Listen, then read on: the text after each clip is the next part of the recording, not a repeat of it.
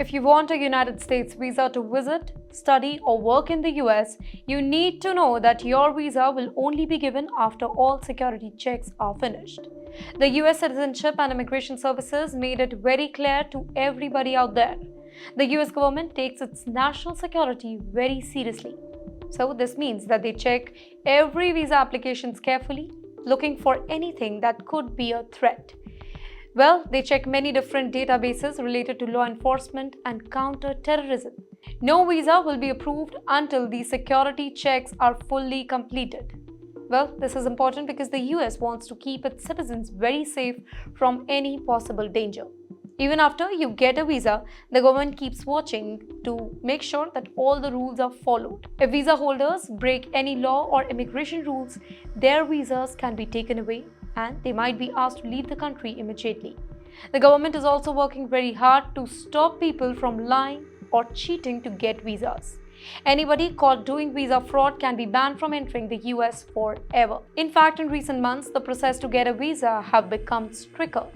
Visa officers are now asking tougher questions. They want to know exactly why you want to visit, how long you will stay, and if you have enough money to support yourself. Even though the forms you fill out haven't charged much, the way officers check your answers is more careful. People who want to study in the US are also facing major checks, specifically on their social media profiles. So this means that the government is looking more closely at what you post online to make sure that you're honest and safe to allow in. Now, because of this, many student visa interviews have been paused temporarily. The US Secretary of State asked embassies to stop scheduling new visa interviews for the students until and unless they can improve how to check social media and other information. This is part of a bigger plan to keep better control over who comes to the US for schools or any exchange program.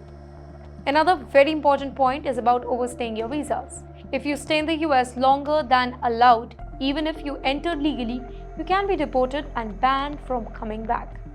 The US Embassy in India recently warned people about these serious visa rules. Overstaying can cause temporary trouble for anybody wanting to visit or live in the US in near future. So basically, in summary, getting a US visa today means going through many security checks, following strict rules, and being honest at every step. The US government is working really hard to keep its immigration system safe and fair.